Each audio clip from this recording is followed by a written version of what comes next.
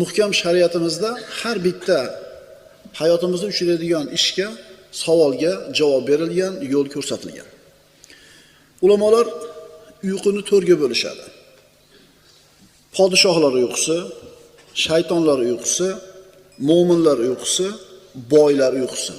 Qarang, boylarning uyqusi alohida bo'lar ekan, subhanalloh. Boylar chop tomonni bosib yotadi. Ovqat ko'p yeganligi sabab bo'ladi bunga.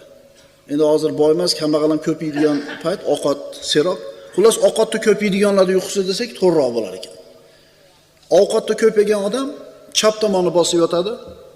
Jigar chap tarafda bo'ladi, shu yotishi bilan rohatlanadi, huzurlanadi.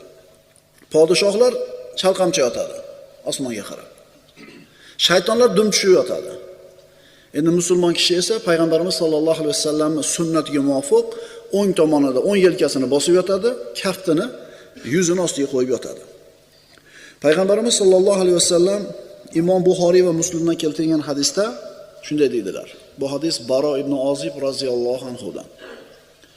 Iza atayta madja'aka fatawadda wudu'aka lis-salah thumma ittaji' ala shiqqika al-ayman wa qul Allohumma aslamtu nafsi ilayka wa fawwadtu amri ilayka.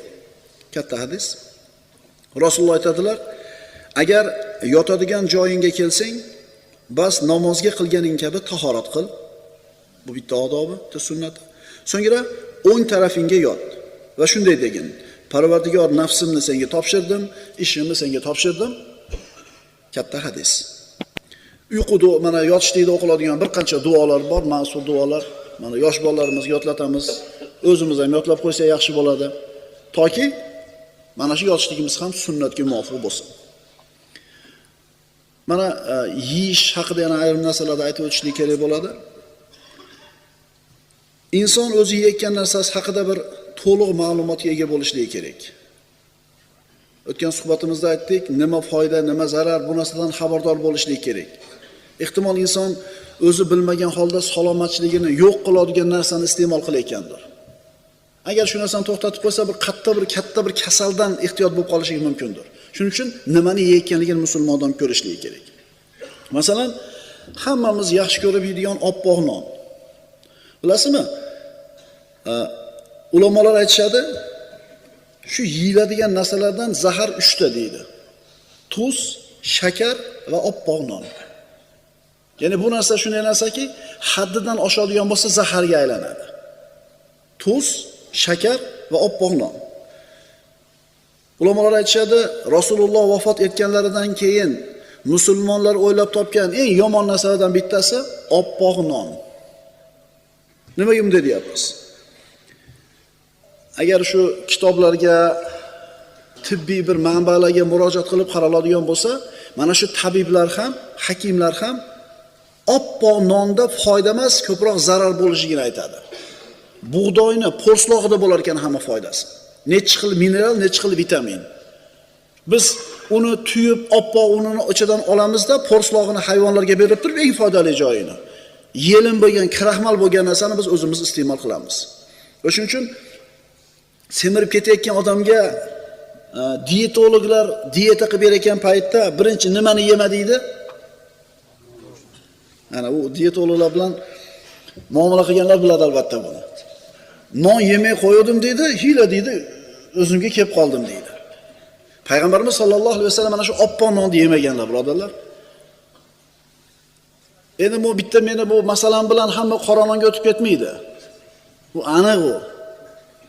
Chunki vidi zo'r bo'lmaydi uni. Ammo biz farzand tarbiyasi haqida gapiryapmiz. Biz endi bo'lganimizcha bo'ldik. Nimani yegan bo'lsa, bo'ldik endi. Ammo farzandlarimiz o'sayotgan organizmiga nima foyda, nima zarar ekanligini biz bilaylik, shu narsaga ularni odatlantiraylik. Masalan, siz ko'chadan qanaqa non olib kelsangiz yeydi deydi. To'g'rimi? Oq non olib kelsangiz ham yeydi, qora non olib kelsangiz ham yeydi. Demak, yeyotgan narsamiz haqida ma'lumotga ega bo'lishimiz kerak bo'ladi. Farzandlarga infoq qilishni gapirdik. Salomatlik qoidalariga rioya qilishni gapirdik. Mana endi kasalliklar. Yuqumli kasalliklar. Bulardan ehtiyot bo'lishlik.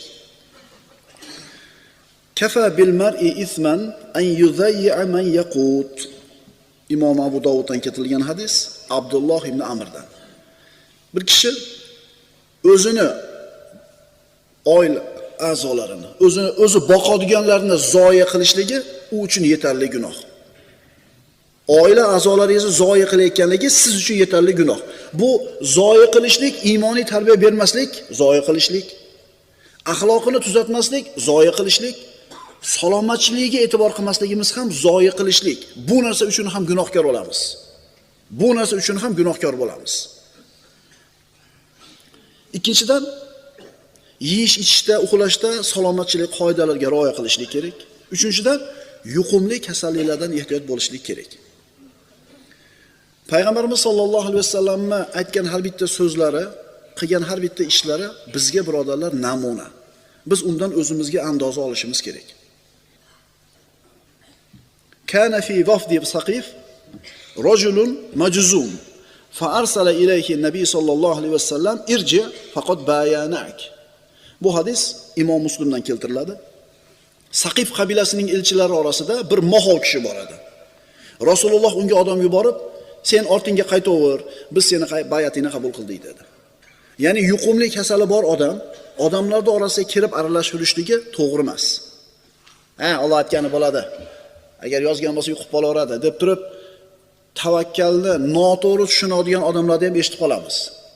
Sababini qilishlik kerak kasal yuqilmasligi uchun. Maska taqib yurasizmi, girib bo'lgan bo'lsangiz, qandaydir ko'chaga chiqmay turasizmi? Xullas sababini qilasiz, shundan keyin Alloh shu kasaldan saqlashligini umid qilasiz. Alloh aytgani bo'ladi, chiqib bor. Hech narsa bo'lmaysan.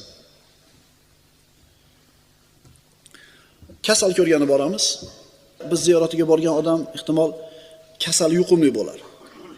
Uyga kirganimizda albatta u uyda egasi mehmon qilishni xohlaydi.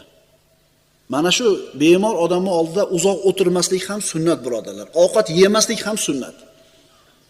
Bizda zo'r. Og'rib qolsangiz, bezillab turasiz. Ayniqsa bir yosh kattaroq odam bo'lsa, og'rib qopti, borib ko'rib qo'yay deydi, u ziyobatxona bo'lib ketadi. Qanday quruq chiqib ketasizlar, qo'yib bo'lmaydi deydi-da, o'tiraveradi. Akalar, kasal ko'rgan borgan odam sunnatga muvofiq boradi, hol ahvolini so'raydi, haqqiga duo qiladi, savob umid qiling, gunohlaringizga kafforat bo'ladi deydi, chiqib ketadi. Ming qo'ying o'tiring degan chog'ida ham, chunki payg'ambarimizning sunnatiga xilof o'tirib olishdi. Chunki payg'ambarimiz boyagi mohol kishini nima dedi? Qaytaversin dedi. Bo'ldi, bayatingni qabul qildi, ketaver dedi. Ya'ni kema odamlar orasiga aralashma dedi. Kasaling yuqib qolmasin dedi. Yana bir Imom Buxoriyda keltirilgan hadisda shunga bir shu ma'noga o'xshash bir hadis bor. Mohov odamdan xuddi yirtqich hayvondan qochgandek qochinglar degan. Shu mazmunda hadis bor. Bu kamoli shu kasal yuqtirmasligini sababini qoyim qilishlik, undan boshqa narsa emas. La yuridanna mumridun ala musihhin. Ya'ni kasal odam sog' odamlar orasida yurmasligi kerak. Payg'ambarimiz sollallohu alayhi vasallam shuni siz bilan bizga ta'lim berganlar. Umar ibn Hattob roziyallohu anhu xalifa bo'lib turgan paytda bir ayol bor edi. Bu shu yuqumli kasali bor, mohov edi bu ayol. Xalifa u ayolga qarab, "Ey Allohning bandasi, uyingni lozim tut, uyingni lozim tut. Allohning bandalariga aziyat yetkazma" dedi. Mana shu ayol uydan chiqmay qo'ydi. Umar ibn Hattob vafot etguncha ko'chaga chiqmadi. Umar ibn Hattob vafot etganidan keyin bo'ldi chiqaver, Umar o'tdi deganda, tirikligida osiylik qilmaganman xalifaga. Endi o'lgandan keyin osiylik qilmayman dedi, bu ayol uydan chiqmasdan o'tib ketdi. Demak, yuqumli kasali bor odam ko'chaga chiqmasdan turishligi sunnat. Musulmon odam yuqumli kasali bor odamning oldiga bormasligi sunnat. Bu salomatchilikni saqlashlikka bo'lgan ko'rsatmalar. Har bir dardni davosi bor. Har bir dardni davosi bor, shifosi bor. Bolasi gripp bo'lib qolgan ota-ona maktabga bolasini jo'natmay tursin. Chunki o'sha grippligi ko'rinib turibdi, jo'natyapsiz, boshqa bolalarni ham yuqtirishligi aniq. Shuning uchun siz sog' bolalarni oldiga gripp bo'lib turgan bolangizni jo'natayotgan paytingizda gunohkor bo'lyapsiz. Payg'ambarimiz sollallohu alayhi vasallam Imom Muslim keltirgan hadisda Jabir roziyallohu anhudan shunday dedilar: "Likulli da'in dawa'un, fa idza usiba dawa'u da'a bara bi iznillahi azza va jalla." Har bir dardning davosi bor. Har bir kasalning shifosi bor. Agar dori dardga yetib borsa, Allohning izni bilan shifo topiladi. Tushunaliga? Kasal bormi? Alloh taolo birga dorisini ham tushirgan. Agar odamlar topsa, Alloh taolo ilhomni bersa, topadi. Sabablar qoyim qilinsa, inshaalloh shifo ham bo'ladi. Birodarlar, Alloh taolo mana shu kasalni shifosini topishlik uchun Alloh taolo ularga ilm bergan. Inson mukarram maxluq. Mana shu Alloh bergan ilm tufayli juda ko'p kasalliklarni dorisi, davosi topilyapti. Mana hozir zamonaviy tabobatni qilayotgan ishini ko'rsangiz, aqlingiz bovar qilmaydi. Bundan bir 100 yil, 200 yil burungi tabiblar hayoliga ham keltirmagan. Kichkinagina simda shunday qoniga kirgizyapti, oshqozonning ichida operatsiya qilyapti. Asboblarni shunday tiqib turiblar, teshib, oshqozonni kesyapti, davolayapti. Kichkinagina ishlangani qon tomiriga kirgizyapti, yuragiga olib borib turib, o'sha qurib qolgan tomirini ichiga kirgizib turib, havoda haydab ko'tarib qo'yapti. Bu ilmiy kashfiyotlarni bari Alloh taolo inson bolasini mukarram qilganligidan. Afsus faqat bu g'ayridinlar qilyapti bu kashfiyotlarda. Musulmonlar uzoq bo'lib ketdi bu narsadan. O'qib nima olarding? Bor. degan davrlar bo'ldi 90-yillardan keyin. Eslaysizlar, 90-yilda bo'ydoq bo'lganlar, maktabda bitirganlar, o'qib nima olarding? Bor, chiqqundan ko'ra bozorga chiq. Akalar, juda ham noto'g'ri bu narsa. Ko'p aytyapmiz, farzandingizda ilmga, fanga layoqat, rag'bat bormi? Yo'ling. Qobiliyati bormi o'qishlikka? O'qisin. Chunki Alloh taolo bu aqlni, bu zehnni bitta sizni bolangizga bergani yo'q. Bu aql ummatning aqli. Ummat uchun ishlashlik kerak. Bor, hunarni qil. Hunar ham kerak. Lekin o'qishlikka layoqati bo'lsa, o'qiting bolangizni.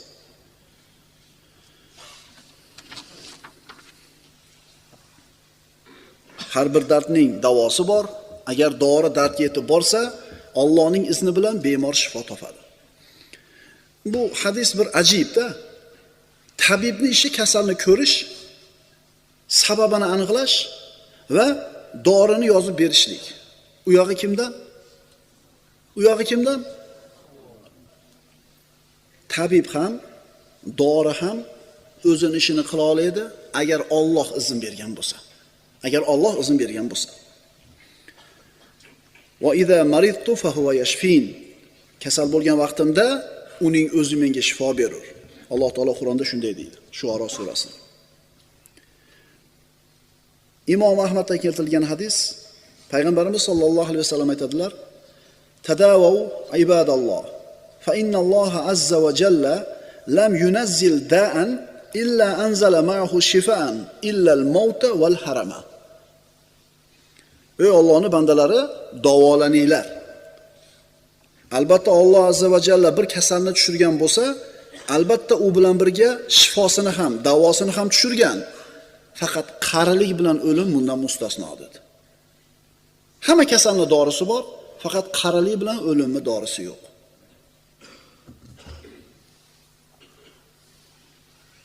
Kishiga kasal yetishligi Allohning taqdiridan. Alloh taolo kasal bo'ladi taqdiriga yozgan, kasal bo'ldi. Endi tuzalishligi ham taqdirdan. Falon narsalarni qilsa tuzaladi deb ham yozib qo'ygan. Siz kasal bo'lgan paytingizda tabibning oldiga borishligingiz, farzandingizda biror bir nuqsonni, jasadida bir kasallik ko'rgan paytingizda tabibga borishligingiz sizning ixtiyoringizdagi ish emas, sizning yelkangizdagi vojibingiz. Ukalar, akalar, ko'chadagi ishinglarni bahona qilib, bolangizni tishi qiyshiq bo'lib turibdi. Olib bormayapsizmi tabibga? Gunohkorsiz. Bilyapsiz, bolangizda bir qaysidir bir kasallik turi bor, shu davolanmayapti. Orqaga surilib kelyapti. Gunohkor bo'lyapsiz. Chunki katta bo'lganda shu bola siz qilgan ish tufayli bir nogiron bo'lib qolsa, jismonan zaif bo'lib qoladigan bo'lsa, juda ham minnatdor bo'ladi sizdan. O'sha paytda menga qaraganinglar shunaqa bo'lmasdim ekan deb bir marta aytgan paytda chiqib ketadi bunnilardan buloq bo'lib topgan hamma narsalar. Oilalardan, farzandinglardan ossanglar bir narsa qilinglar. Chunki sizlar qiyomatda javob berasizlar mana shu farzandlar ustida. Ulfatlar turib tursin, somordagi osh turib tursin, ko'chadagi jinnikat yurishlarimiz turib tursin. Mana shularda xizmatini qilishimiz kerak. Ossak inekin boshqa birovga vaqtimizni beraylik. Chunki qiyomatda javob beramiz buni. Ulfatlar bilan osh yemaganingizgachi javobgar bo'lmaysiz. U muboh, xohlang qiling, xohlang qilmang. Ammo bu vojib edi erkizlarga. Sizdan boshqa hech kim qilmasdi bu narsani.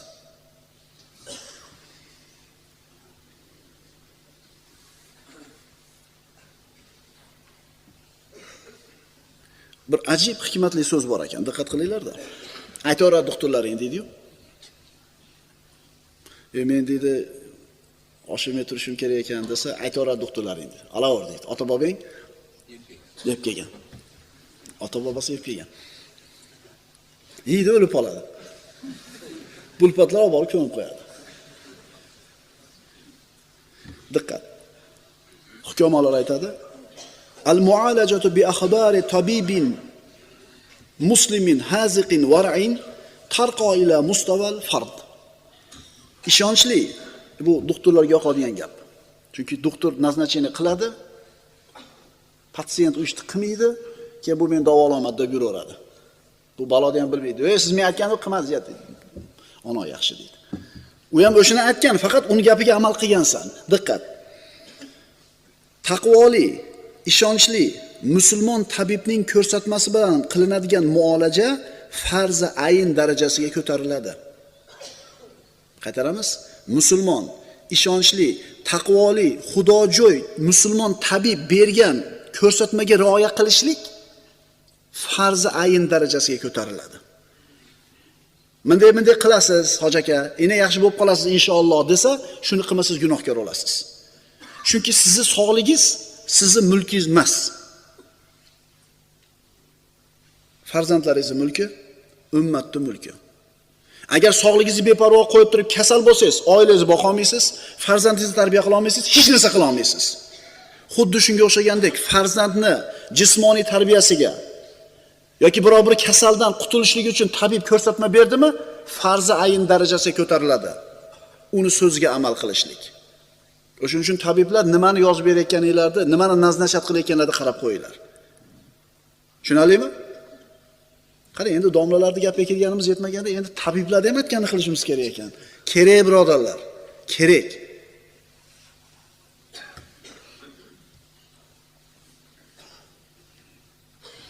Payg'ambarimiz sollallohu alayhi vasallamdan so'rashdi. Imom Termiziyda keltirilgan hadis. Ya Rasululloh, ara'ayta ruqatan nastarqi biha va dawa'an natadawa bihi va tuqa nattaqiha hal turaddu min qadarillahi shay'an? Ya Rasululloh, ruqiya o'qisak, dam solsak, dori bilan davolansak, yana bir ehtiyot qiladigan narsadan ehtiyot bo'lsak, parhez qilsak, Allohning qadari o'zgaradimi dedi. Hech narsa emas, yeyver deydi. Doktor yema degan. Agar peshinangga Alloh shu kasallikni rivojlanishini yozgan bo'lsa, buni yemasang ham rivojlansan. To'g'rimi deydi? To'g'ri desa yeverasiz. Siz kasal bo'lmaslikka harakat qilasiz. Kasal bo'lishlikni oldini olasiz sabablari bilan, shundan keyin kasal bo'lish yozilgan bo'lsa kasal bo'lasiz. Ammo hech narsani qilmasdan turib kasal bo'ladigan bo'lsangiz, siz sababini qilmaganligi uchun gunohkor bo'lasiz. Payg'ambarimiz aytdilar: "Huwa min qadarillah." Davolansang, ruqi o'qib dam solsang, ehtiyot bo'lsang, mana shu narsa ham Allohning taqdiridan. Otalarni farzandlariga berishligi kerak bo'lgan salomatlikka oid muhim ko'rsatmalar. Payg'ambarimiz sollallohu alayhi vasallamning hadislari: "La darara va la zirar." La darara va la zirar. Zarar berish ham, zarar yetkazish ham yo'qdir. Biz o'zimizga ham o'zimiz zarar bermaymiz, boshqa birovlarga ham zarar yetkazmaymiz. Diqqat. Qaysi ishda sizni va farzandlaringizni salomatligiga zarar yetadigan bo'lsa, shu narsani qilishlik harom bo'ladi sizga. Qaytarib aytamiz. Qaysi narsani qilishlikda, ya'ni nima ish qilsangiz, shu ish sizni yoki farzandlaringizni sog'ligiga zarar yetkazadimi, shu narsa harom bo'ladi. Davlenasi oshib, o'lib qolishlik darajasiga yetadigan holatdagi odammi nimani yeyishi? Nimani yeyishi harom bo'ladi shu o'rinda. Doktor yema degan narsani yeyishlik harom bo'ladi. To'g'ri oyat yo'q bu haqida, hadis yo'q, lekin qoida shunaqa. Qoida shunaqa. Siz deydi mana narsalarni yemay turing, ehtiyot bo'lib turing hoji aka deydi. Desa yevoradi. Shu odam harom ish qilayotgan bo'ladi. Chunki tabibni, musulmon ishonchli tabibni yozganiga amal qilishlik farzi ayn darajasiga ko'tarilgan bo'lsa, bajarishlik farzi aynda bajarishligi bilan teng bo'lsa, demak tabibning aytganini qilmaslik haromni qilishlik bilan yaqin bo'ladi. Masalan, pishmagan mevani yeyishlik. Masalan, yong'oqni achchiq paytida bir siqimini yeb oling, nima bo'lasiz? O'zingizga zarar bo'lishi aniqmi? Gunohkor bo'lasiz. Gunohkor bo'lasiz. Farzandlarga nisbatan ham xuddi mana shunday. Meva va sabzavotlarni yuvmasdan yeyish inson o'zini o'zi o'ldirishiga o'xshaydi. Dalilimiz bor. Kulu min thamarihi iza asmara. Mevalaganda, ya'ni pishganda mevalardan yenglar deydi Alloh taolo Qur'onning An'om surasida. Bu nima degani? Pishmasdan turib yema degani. Biz xom paytda yeb, bizga zarar qilishi mumkin bo'lgan narsani yeyishlik mumkin emas deb aytyapmiz. Alloh taolo pishgandan keyin yegin deyapti. Masalan, mevalar bor. Masalan, badrini ham kichkinaligi desangiz zo'r. Katta yeb ketganda, pishib ketganda bo'lmaydi. Shuning uchun hamma narsa emas. Salomatchiligimizga zarar qiladigan narsani pishmasdan turib yemaymiz. Payg'ambarimiz sollallohu alayhi vasallam Imom Taboroniydan keltirgan hadisda aytadilar: diqqat qilinglar-da, o'sha mevani yuvmasdan yeyishlikka taalluqli narsa. Shart olib yeyveramiz-ku. Man akala tin fakannama aana ala qatli nafsihi. Rasululloh aytadilar Imom Taboroniyda, kimda kim iflos narsani, kir narsani, loy narsani, balchiq narsani yesa yuvmasdan, go'yo o'zini o'ldirishga yordam beribdi. Mevalarni yuvib ishlaydi bizga tabiblardan burun kim aytgan ekan? Payg'ambarimiz sollallohu alayhi vasallam. Yana Rasulullohchi bizga o'xshab suvi serob bo'lgan yurtda yashamaganlar. Sahroda suv ko'p bo'lmagan joyda yashayotgan xalqlarga yuvmasdan yemanglar deyapti. Mikrob degan narsa keyin aytilgan, Ammo payg'ambarimiz mevani yuvmay yemanglar deyapti. Shuni o'rgataylik bolalarimizga. Tabiblar ham ayni shu narsani aytadi. Yuvmasdan yeyishlik falon kasallarni keltirib chiqaradi deydi. Mana shu juda ko'p kasallarni yoyilishiga sabab bo'ladi. Yana qarang. Salmon Forsiydan rivoyat qilinadi. Bu hadis Sunan Termiziydan. Diqqat. Tavrotda o'qidim. Albatta ovqatning barakasi ovqatdan keyin tahorat qilishda, ya'ni qo'l yuvishda. Tavrotda o'qigan shu narsani Rasululloh sollallohu alayhi vasallamga aytdim. Rasululloh aytdilar: "Barakatut ta'ami al-wudu'u qablahu wal-wudu'u ba'dahu." Ovqatni barakati undan burun tahorat qilishlik va undan keyin tahorat qilishlik dedi. Oho! Har doim tahorat qilamizmi endi? Yo'q. Bu yerdagi tahorat namozga qilinadigan tahorat emas.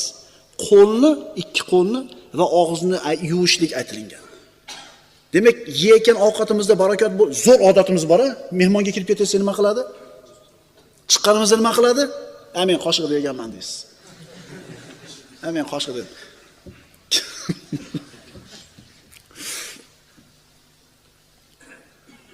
Demak, ovqatning barakati dedi payg'ambarimiz sollallohu alayhi vasallam, ovqatni yeyishlikdan avval qo'l yuvishlikda va undan keyin qo'l yuvishlikda. Biz albatta qo'lni yuvamiz avval, keyingisiga beparvomiz. Nima demadinglar?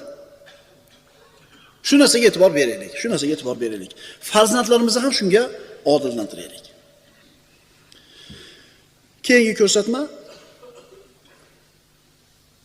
bir ovqatning ustiga ikkinchi ovqatni yeyishlik kishini kasal bo'lishiga olib keladi. Endi bu haqida tabiblarning juda ko'p ko'rsatmalari bor, tafsilotlarga kirishib o'tirmaymiz.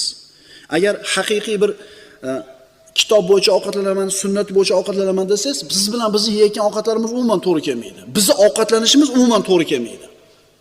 sunnatga. Endi kasalliklarda sanaveramiz. Sport haqida. Sportga qarshi odamlar ham albatta bor bo'lsa kerak oramizda. Hamma o'zini ham, farzandini ham sog', epchil, jismonan baquvvat, kasal bo'lmagan, quvvatli bo'lishini xohlaydi. Ammo hamma ham mana shu narsaga kerak ishni qiladimi, yo'qmi? Payg'ambarimiz sollallohu alayhi vasallam musulmonlarni jismonan sog'lom, quvvatli bo'lishiga qattiq haris bo'lganlar. Mana bir qancha hadislarni ko'rib chiqamiz. Aqli bor odam xulosa chiqarib olaveradi. Rasululloh har tomonlama mukammal inson bo'lgan. Jismoniy, badaniy quvvat haqida ham. Imom Ahmad va Abu Dovudlardan keltirilgan hadis, Oysha onamiz aytadilar: Rasululloh men bilan musobaqalashgan edilar, men u zotdan o'zib ketdim. Chunki 50 dan o'tgan paytda Oysha onamizga uylangan Rasululloh.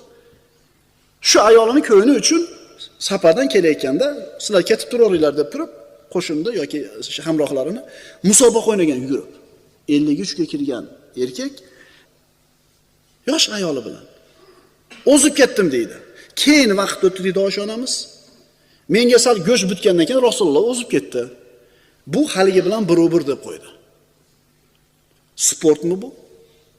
Yana kim bilan? Ayoli bilanmi? Ayrim odamlar aytadi, sport bilan deydi shug'ullanishlik odamni viqoriga, haybatiga, biz tilda avtoritetiga to'g'ri kelmaydi. Yugurib yurishini tasavvur qil, domlani deydi. Rasululloh ayoli bilan yuguryaptimi? Bu kishini g'ururiga, haybatiga, salobatiga, avtoritetiga putur yetkazmas ekan. Chunki odamlarda nazarida qora aka degani yoki musulmon degan umuman sport bilan shug'ullanmaydigan, doim sparishda biroz so'zsa ham indamay ketaveradigan, shu eshib turadigan odam tushunishadi. Mana hadislarda o'qiymiz, xulosa olinglar. Chunki bizga ana shu dinsizlik davrida dindorlarni shunaqa deb tushuntirib qo'ygan miyamizga. Qayerga bo'lsa qulluq qilgan, hali biroz so'zsa ham indamay ketaveradigan. Unaqa emas. Unaqa emas. Ulamolar aytishadi, Oysha onamizni mana shu aytgan hadisida yugurib musobaqa qilishi payg'ambarimiz mahram bo'lgan erkak va ayollar o'rtasida musobaqa o'tkazish mumkinligiga dalil bo'ladi va bu narsa kishini viqoriga, sharafiga, ilmiga, fazliga, yoshining ulug'ligiga nomunosib degan so'zni noto'g'riligini ko'rsatib beradi. Rasulullohning manzilatidan kimning manzilati baland? Rasululloh sport bilan shug'ullangan ekan. Yana ayoli bilan musobaqa qilgan ekan, birodarlar. Ming afsus bo'lsinki, birodarlar, ko'pchilik musulmonlar, xususan payg'ambarimizning sunnatini qilyapman deb da'vo qilayotganlar bu narsalarni bilmaydi. Sunnatga amal qilyapman deydi, o'zi qarasiz ayni sunnatni tark qilayotgan bo'ladi. Demak, bu narsa bizni viqorimizga, sharafimizga, ilmimizga, yoshimizga nima qilmas ekan? Zarar qilmas ekan. Imom Muslim va Imom Ahmaddan keltirilgan hadis. Sahobalar payg'ambarimiz bilan ana shu safarlarning birida qaytib kelishar ekan, Ansorlardan bir kishi, hech qachon yengilmagan kishi, men bilan Madinaga birinchi yetib borishlikda musobaqa qiladigan odam bormi dedi. Bu odam biror marta yengilmagan odam edi. Demak, bu musobaqa bo'lib turgan va doim bu odam yutib turgan. Rasulullohning sahobalari sport musobaqasi bilan shug'ullangan.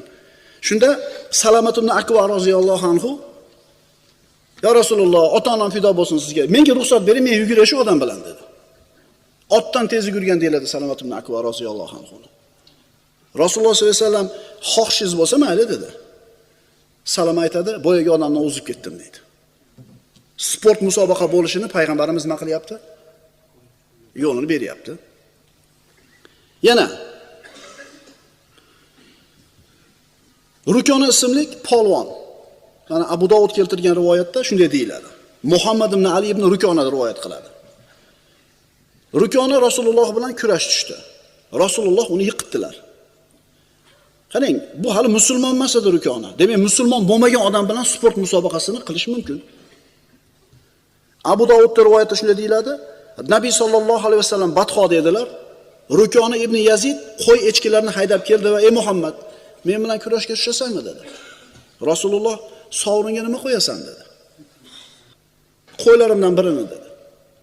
Rasululloh kurashni yiqitib qo'ydi. Ya qo'ymi Bilmayman kurashishdi. Ya degan ekan. Qarang, Rasululloh sport maydonida ham birda shab turyapti, tayyor. Doim tayyor. Chunki musulmon shunaqa bo'lishligi kerak. Bir marta itdan qocha olmay tolanganingizdan keyin yugurasiz, sport bilan shug'ullanasiz, birodar. Agar kunda futbol o'ynab yurganingizda qochib ketardingiz itdan. Rasululloh sollallohu alayhi vasallam shunday turdi, ikkinchi marta ontarib qo'ydi. Uchinchi marta ontarib qo'ydi. Shunda ukon aytdi, "Vallohi, meni sen yiqitmayapsan" dedi. Chunki yengilmagan bo'ladi. Meni Alloh yiqityapti dedi. Dedi-da, musulmon bo'ldi shu yerda deyiladi, Abu Dovud rivoyatida. Rasululloh qo'ylarni qaytarib berdi. Sport bilan shug'ullangan ekan payg'ambarimiz sollallohu alayhi vasallam.